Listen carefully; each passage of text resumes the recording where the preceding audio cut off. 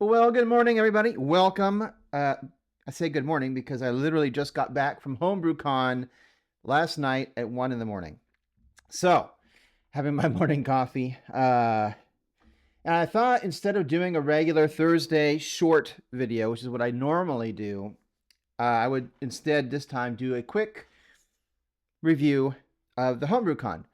I just thought it would be good for anybody who hasn't been to know what to expect, tell you what I didn't like and what I did like, and keep in mind this is all taken with a grain of salt because everybody has different reasons for going to these kinds of things. So first of all, the price of admission, way too high. I think it was like $330 for a ticket. And that doesn't include. So first of all, actually, back that up. You have to first become a member of the American Homebrewers Association. So you have to pay for a membership first.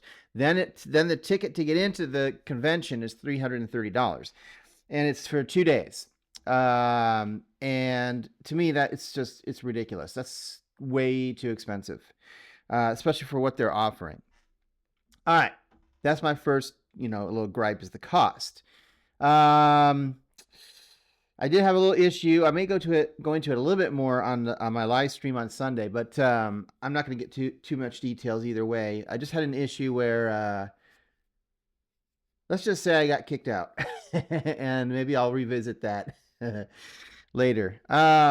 Those who were there know the story, but anyway, basically what it is, it's a bunch of well, you walk in. You get this little cheap like Chinese made bag, and you get this little tasting glass that's obviously sponsored by Amaretti because their logo's on the back. Even the wristband has Grainfather on it, so there's a lot of sponsorship going on here on top of the really high ticket price.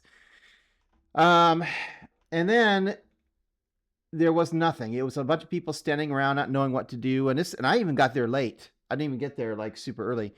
And then and then basically it's a bunch of different speakers doing different seminars, yeast related, brewing related, grain related, whatever, I think it would be great for somebody who's new to home brewing because there's a lot of great information. But for those of us who've been brewing forever, it's really a lot of review. It's really not a lot of new information.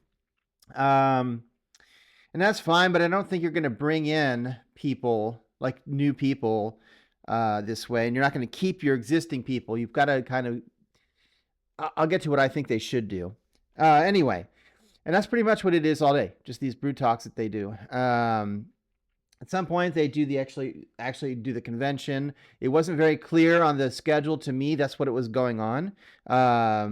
I forget what they called it, expo or something, but it doesn't say any description like, oh, for the next 3 hours we're going to have booths and stuff set up and it was not clearly stated what it was. And then there was anyway. So that's basically what HomebrewCon is. If you want to go to a bunch of PowerPoint presentations on brewing topics, you could do that for $335. And they do have a club night where, all the clubs that are in the area have, or that are able to bring their beer. You can sample and go around and talk to them and try their homebrew and that sort of thing. Great. If that's your thing, that's great. Here's why I went. There is a group of us, and I'm sure they're going to see this video, that started. We know each other from CH's Homebrew for Life. He did something called the Hoppy Hour. Most people know what that is. It was a podcast sort of live streamy thing where he'd interview someone for like an hour, and then they would just, he'd have other people on after that and just, drink beer and talk, whatever, talk about anything. And there's a huge community of people that watched that. And then eventually some things happened and CH ended up stopping that. And so there was this huge community of people that had nothing to do. Like we missed that sort of interaction. And so one person started a Discord channel, and a bunch of us joined in with him. And so a lot of us are over on this Discord channel where we do a couple days a week. There might be some video sort of drinking going on and a lot of discussion in the chat. So we all decided we were going to go to HomebrewCon. We wanted to get together. So a bunch of them stayed at the same house, like an Airbnb. And unfortunately, not everybody could go. Obviously, everybody has different obligations. But at any rate, the point is, my number one goal was I wanted to meet these guys in person. More than the HomebrewCon or anything like that, I wanted to meet these guys in person, have a few beers with them. And I did. I got to do that a couple days in a row. That was a lot of fun. They were super helpful. One of them gave me a ride back to the airport. Thank you, Harold. That saved me a ton of money. Super nice. And then the second part of it was to see if I could meet some of the people that I watched, all the time on YouTube. So they did have a YouTube get-together at HomebrewCon, but you'd have to have had a ticket to get in to see it or to get to it. And it was for an hour. Clyhammer Supplies sort of sponsored that. So after that, we were all out. Our small group was out, drinking beers at different breweries throughout the day. And I think one of the guys was able to get in connection with them. And anyway, all those YouTuber guys, we ended up meeting up and going to several different bars. And so I got to meet some really cool people. I don't want to name drop, but I will just because you should check them out and their channels. Brew Show was there. Super nice guy. Really enjoyed meeting him. Charlie from Golden Hive was there. I didn't really get to meet him. I think I just said hi to him as we were kind of walking by, but he seemed like a very cool dude. Clawhammer guys were there. Kyle and Emmett were there. I talked to Emmett a little bit. I didn't talk to Kyle, but Kyle was a very sought after person, I think, to talk to. Who else was there? Man, there's so many people. Larry from Barbecue, Beer and Barbecue with Larry was there.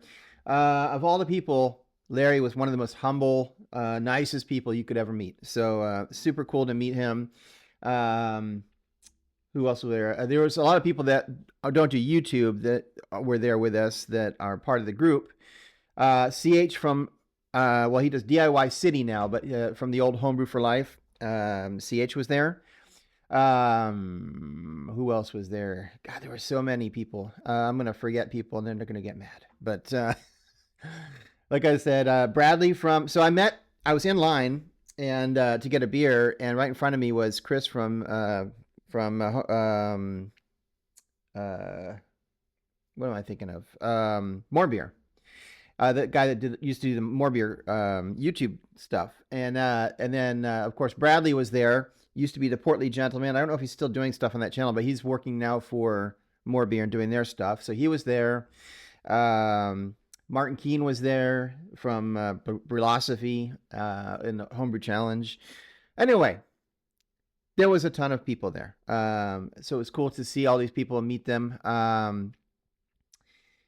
Would have been nice to spend more time than that, honestly. With that many people, you just really can't get to speak and talk to everybody. But it was cool, a lot of fun. That was my primary goal in going, was to meet both groups of people, and say hello and meet them in person. And I will say, everybody I met, all the other YouTubers, for what I could tell, were pretty much exactly what you would think they would be. There was no, there are some people that make YouTube videos that are kind of fake and they put on a facade for their channel, for their YouTube videos, but not these guys, man. The person you get in front of you, that's the same person you're seeing on the on the YouTube video. So that was really cool to see how genuine all these people were. And I kind of expected that. Homebrewers, I think, are that way in general.